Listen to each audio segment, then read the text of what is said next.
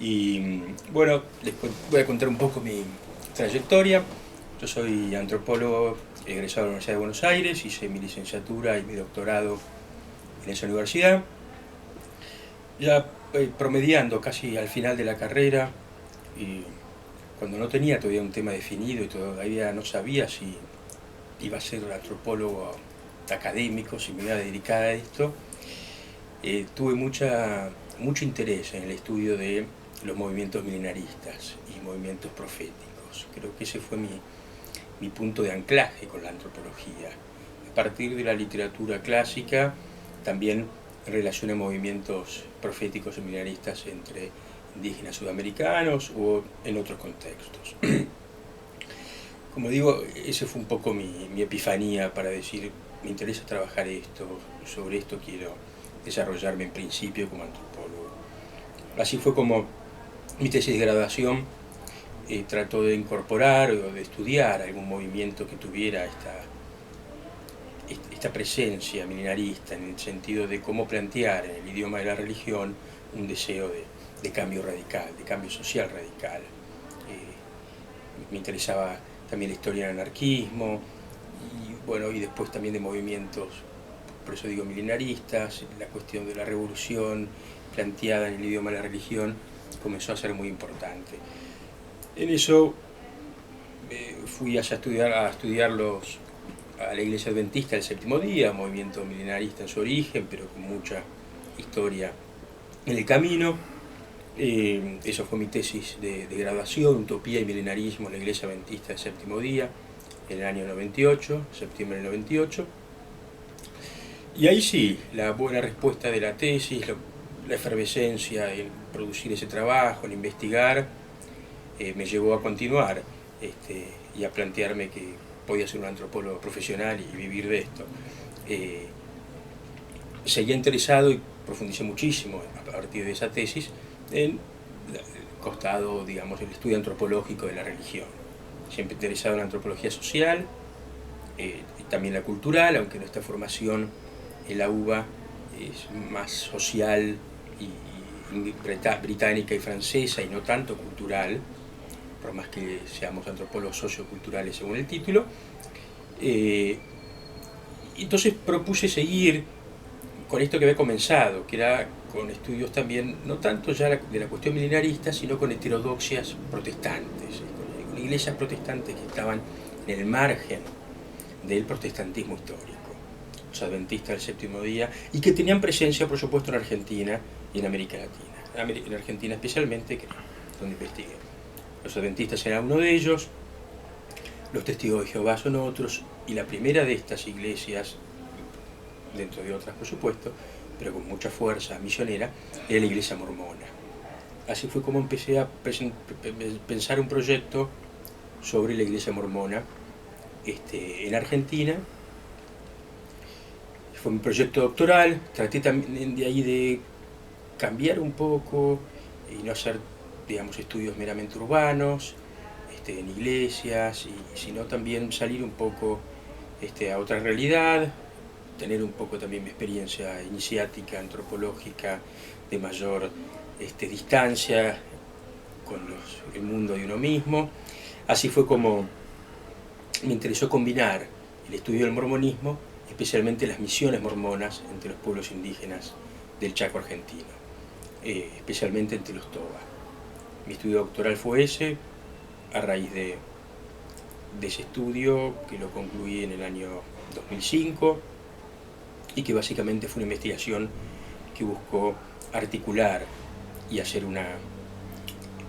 por un lado, una genealogía histórica sobre el imaginario mormón sobre los indígenas y la ideología mormona sobre los indígenas americanos, y por otro lado una etnografía sobre los procesos de misionalización de los mormones entre los Toba del Chaco argentino en un periodo que fue entre el año 90 y 2000, el periodo que tuvo cierta fuerza esa misión mormona. Mi trabajo de campo lo hice entre el año 2000 y 2004.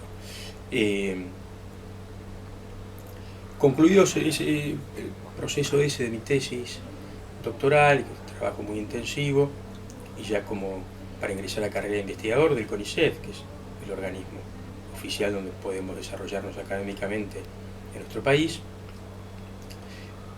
Seguí interesado en siempre el campo de la religión y bastante en esto que había estado explorando a raíz de los mormones, que era justamente el campo religioso indígena chaqueño, por llamarlo de una manera amplia. Es un campo fascinante. Los grupos indígenas del Chaco, antiguos cazadores recolectores, Tobas, Huichí, Mocoví y Pilagá, son un 99% evangélicos. Eso también es algo sumamente peculiar en nuestro contexto nacional, en donde el catolicismo ha sido y ha querido ser, más ha querido ser siempre, una religión hegemónica. Lo ha sido en mayor o menor medida, es un debate que también estamos trabajando en eso. Pero en las provincias de Formosa, de Chaco y de Salta, en las poblaciones indígenas de los años 20, las misiones protestantes fueron importantísimas. Y luego la formación de iglesias indígenas autónomas en la década del 60.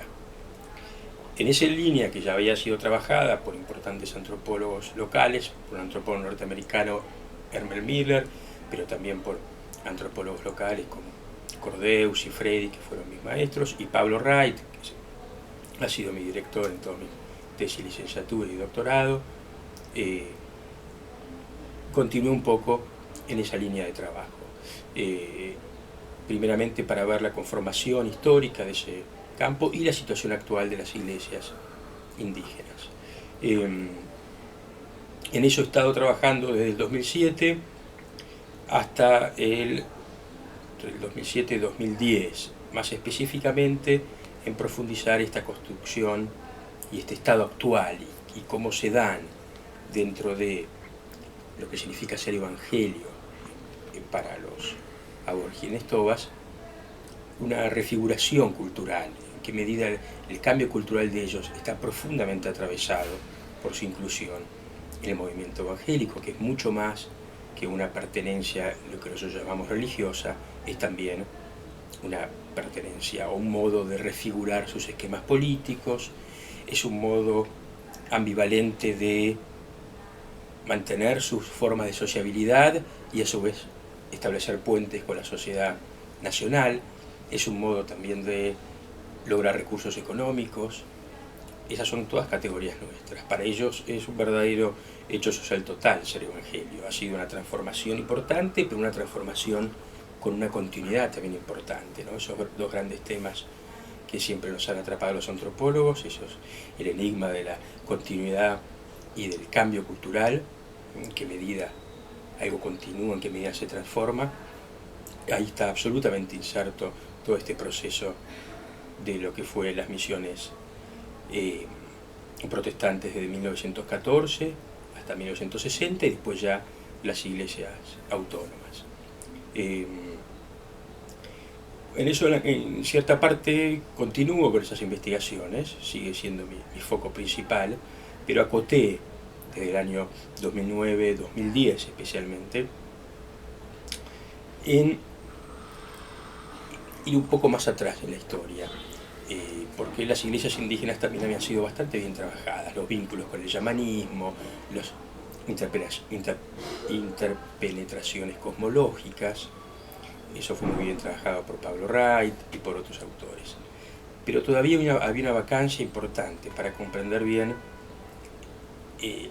la relación gestada entre los misioneros norteamericanos e ingleses y también escandinavos y los pueblos indígenas.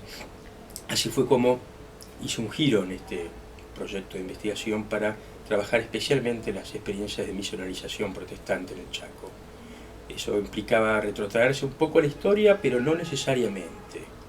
¿Y por qué digo esto? Porque en el 2009, escribiendo un artículo para una revista de análisis político, Le Monde Diplomatique, un artículo que me había pedido Alejandro Frigerio, que estaba haciendo un dossier sobre evangélicos en Argentina, y me dijo escribí algo sobre el evangelismo entre los aborígenes, que es tu tema, entre los aborígenes argentinos o del Chaco. Descubrí una página de internet la historia de unos misioneros escandinavos, noruegos y suecos, que habían estado en el costado occidental del Chaco. La página era de esa misma iglesia, Misión Evangélica Asamblea de Dios, con fotos de 1920. Bueno, eso era algo absolutamente desconocido en la bibliografía. Pregunté a los que conocían bien estos temas, sí, algo escuché hablar, sé que hay suecos en Tartagal. Eso volvió a reencantar la curiosidad antropológica dentro de un tema que ya venía trabajando, pero del cual de ese no sabía nada. Y fui directamente a Embarcación, que es el pueblo este, a 100 kilómetros de la frontera con Bolivia, en el costado occidental del Chaco. Y ahí inicié una investigación que luego se transformó en un proyecto comparativo sobre experiencias de misionerización protestante en el Chaco, buscando especialmente indagar en 3 temas: las trayectorias históricas, las apropiaciones culturales y las trayectorias, apropiaciones y los cambios en la organización social y política de los pueblos indígenas. Así que bueno, eso es un poco lo que he estado trabajando en los últimos 3-4 años. La idea es continuar a hacer un libro el año próximo, que es un libro que justamente busque un planteo comparativo. El proyecto fundamental es una antropología comparada sobre las experiencias de misiones protestantes. Yo he estado trabajando especialmente el caso de la misión escandinava. Otros colegas como Alejandro López, Agustina Alman, han estado trabajando en el caso de la misión menonita, muy importante entre los Toba. Otros colegas han trabajado el caso de los hermanos libres entre los guaraníes del Pedemonte andino. Entonces, en esa perspectiva, para ver un poco la comparación, los flujos, las redes misioneras y las dinámicas, por supuesto, ciertamente complejas y ambivalentes de lo que fueron el encuentro entre misioneros extranjeros y pueblos indígenas en el Chaco. Y bueno, ¿puedes hablar un poco más de este punto que es cómo esto pone en cuestión esta narrativa de la Argentina católica? Claro, porque es algo que bastante también curioso, ¿no? Cuando uno cuenta, no a un antropólogo, porque los antropólogos, al menos argentinos, sabemos bien, los que hemos estudiado antropología hemos leído bibliografía sobre el Chaco, es uno de las áreas donde se ha formado la antropología. Pero cuando yo cuento esto a una persona que no viene en la antropología y le digo, o que en el campo académico, le digo, no, los aborígenes del Chaco son todos evangélicos. ¿Evangélicos? Pero qué raro, qué interesante, wow. Claro, les resulta difícil comprender cómo son absolutamente mayoritarios evangélicos. Son tan evangélicos como uno en otros contextos es católico nominal, como uno dice, bueno, sí, yo fui bautizado, catolicismo, tomé los ritos, después tomé mi rumbo.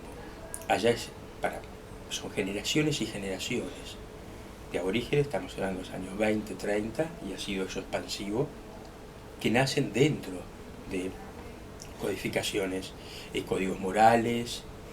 No significa que siempre estén en la iglesia, sabemos que el movimiento, sobre todo el pentecostalismo, es una constante entrada y salida, y esa dinámica también está presente en ellos. Algunos están muy firmes toda su vida, otros van y vuelven, pero siguen en ese esquema de valores, por supuesto de acuerdo a su apropiación cultural. Entonces, desde ya, esto en primer lugar desafía esa idea de que toda la Argentina ha sido una nación católica por excelencia, también de que el NOA, como es el noroeste argentino, hay una preponderancia absoluta de católicos. Sí la hay, pero si buscamos el NOA y las poblaciones indígenas que la habitan, que proporcionalmente son mayores a las de Brasil, en las estadísticas, son interesantes, para algo sirven a veces las estadísticas. Uno tiene el imaginario del indígena brasileño amazónico, pero en términos demográficos, en Argentina hay más indios que en Brasil.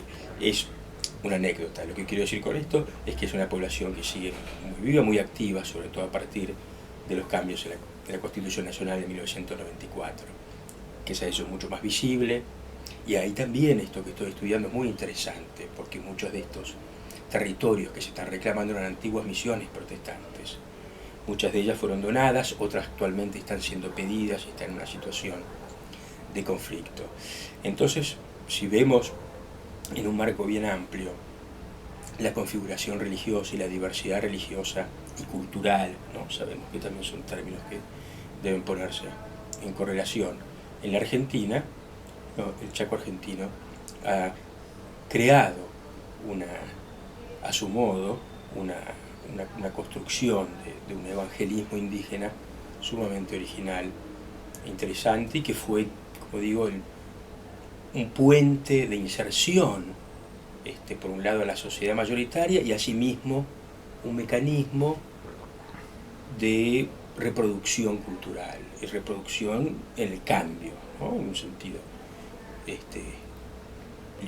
cercano al que Marshall Salis le da, ¿no? Que puede ser paradójico, ¿no? Pero es una reproducción en el cambio. Venía pensando hace tiempo un artículo que tengo ahí en mente, cuyo nombre sea justamente Nunca fuimos católicos. Y bueno, revisando un poco esta pertenencia muy fuerte del evangelismo indígena chaqueño, ¿no? Este sentido de pertenencia, y también muy consciente de por qué no son católicos y en qué medida el catolicismo ahí se unió.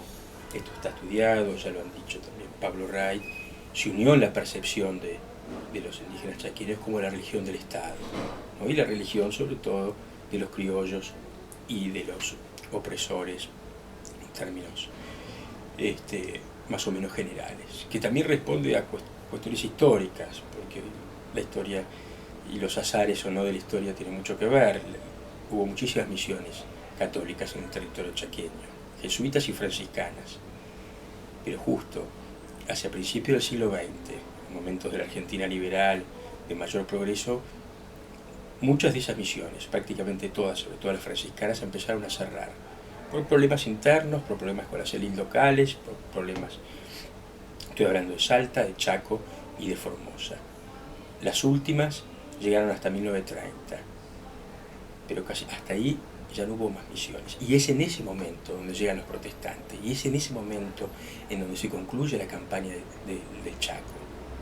Entonces las misiones protestantes, esto también fue estudiado, fueron en un principio espacios de refugio, espacios de supervivencia. Ahora hablamos, uno ve campos de refugiados, ¿no? No es una metáfora que me guste mucho, pero en algún punto lo fueron.